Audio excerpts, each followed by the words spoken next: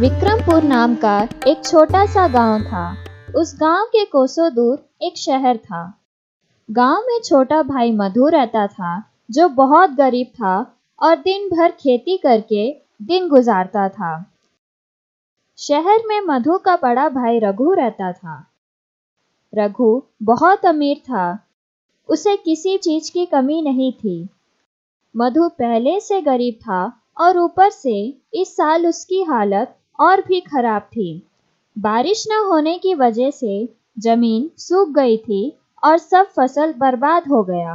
लेकिन फिर भी मधु रोज सुबह अपनी खेत देखने जाता था, इस उम्मीद से कि बारिश हो और वो फिर से खेती चालू कर पाए। मुझे आज भी बारिश की कोई संभावना नहीं दिख रही। घर में कुछ भी दाल चावल नहीं है।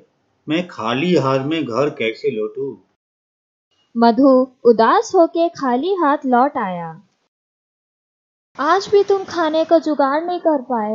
घर में चावल का एक दाना भी नहीं है। ऐसा चलता रहा तो हम भूखे मर जाएंगे। इससे तो अच्छा तुम तुम्हारे भाई के पास जाओ, उन्हें हमारी हालत समझाओ, वो जरूर मदद करेगा। मैं अपने भाई को बहुत अच्छे से जानता हूँ। वो कुछ मदद नहीं करेंगे। पहले भी वो मुझे खाली हाथ में लौटाया था। भूल गई हो तुम वो बातें? ठीक है, तुम कहती है तो मैं अगली बार कोशिश करता हूँ। ये बोलकर मधु अपने भाई रघु के घर जाने को रवाना हो गया। भैया भैया, घर पे हो क्या? तो फिर से आ गया। बोल, आज क्या चाहिए तुझे? भैया, 2 दिन से मैंने और मालती ने कुछ नहीं खाया। घर में पकाने के लिए कुछ भी दाल चावल नहीं है। आपको पता है ना, इस साल बारिश नहीं हुई।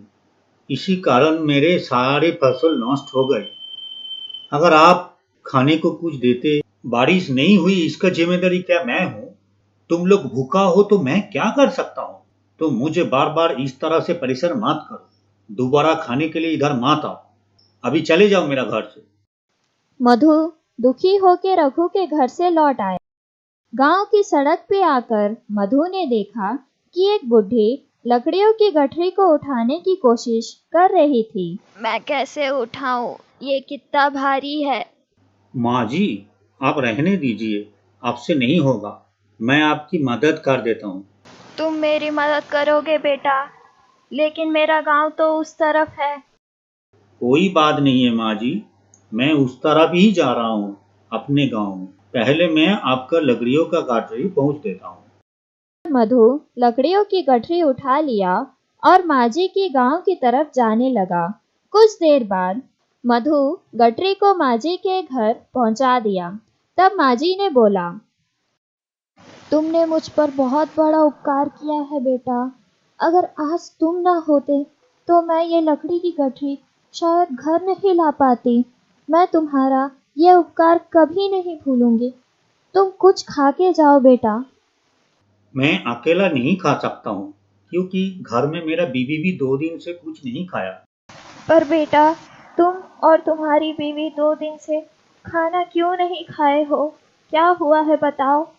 इस साल सूखा होने की वजह से मेरा सारी फसलें नष्ट हो गई है। अब घर में जो दाल चावल था वो भी सब खत्म हो गई। बेटा, तुम ये चक्की ले जाओ। ये एक जादुई चक्की है। तुम्हें जब जो खाना चाहिए तुम इस चक्की को आदेश देना, वो तुम्हें सब दे देगी। तुम्हें अपने जरूरत का खाना मिल जाने के बाद तुम इसे बंद होने को कहना, ये बंद हो जाएगा। लेकिन बेटा, एक बात याद रखना, ये जादुई चक्की सिर्फ तुम्हारी आदेश मानेगी। जादुई चक्की को लेकर मधु घर की तरफ आ गया। मधु घर आके मालती को जादुई चक्की के बारे में सब कुछ बता दिया। सच में हम इस जादुई चक्की से जो मांगेंगे वो मिलेगा? हाँ, माँ जी ने जैसे कहा था, अब ऐसा ही करके देखता हूँ। जादुई चक्की, हमें चावल चाहिए। मधु के आदेश अनुसार चक्की घूमने लगा और सच में चावल बाहर आने लगा। चक्की, अभी रुक जाओ। मधु के बोलने पर चक्की रुक गई। फिर मधु ने बोला, अब हमें कभी भूखा नहीं रहेंगे। मालती, तुम कुछ चावल घर में रखो और बाकी चावल कल सुबह बेच के आऊंगा। अगले दिन सुबह मधु चावल की थैली लेकर बाजार में बेचने को गया। दूसरे दिन फिर से मधु ने बोला, जादुई चक्की, आज हमें दाल चाहिए। मधु के आदेश अनुसार चक्की घूमने लगा। चक्की सच में दाल देना शुरू किया। अब रुक जाओ, मालती, खाने का दाल अलग से रख लो, बाकी दाल कल बाजार में लेके जाओ। बचा हुआ दाल लेकर मधु बाजार में बेचने चला गया। एक दिन सुबह रघु अखबार पढ़ रहा था कि उसकी पत्नी आकर बोली, सुने हो, तुम्हारा भाई मधु रोज रोज कहाँ से इतना सारा दाल चावल लेकर बाजार में बेच रहा है और ढेर सारा पैसा भी कमा रहा है। मुझे देखना पड़ेगा, जरूर दाल में कुछ काला होगा। मैं आज ही जाकर देखता हूँ। रघु गांव में मधु के घर आया सच जानने के लिए। अच्छा, तो ये बात है। जादुई चक्की, आज शक्कर दो। ये जादू का चक्की लेके ही मधु इतना छुपा गया। चक्की से शक्कर बाहर आने शुरू हो गया। अभी रुक जाओ चक्की, ये जादुई का चक्की से मेरा बहुत काम होगा। आज रात में ही मेरे को माना पड़ेगा।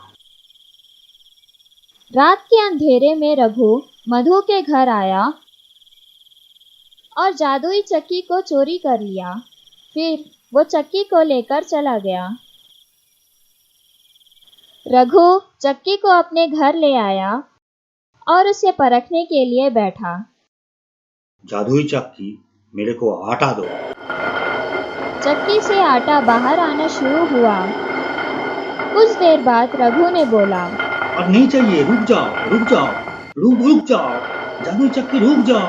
ये क्यों नहीं रुक रहा, क्यों नहीं रुक रहा? जादुई चक्की सिर्फ मधु की आदेश मानती थी, लेकिन रघु को इस बात का पता नहीं था।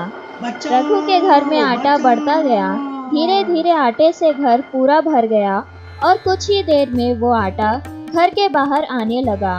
रघु बहुत चिल्ला रहा था मदद के लिए, लेकिन कोई रघु की बात नहीं सुनी और घर के अंदर रघु और उसकी सोई हुई पत्नी दम घुट के मर गए।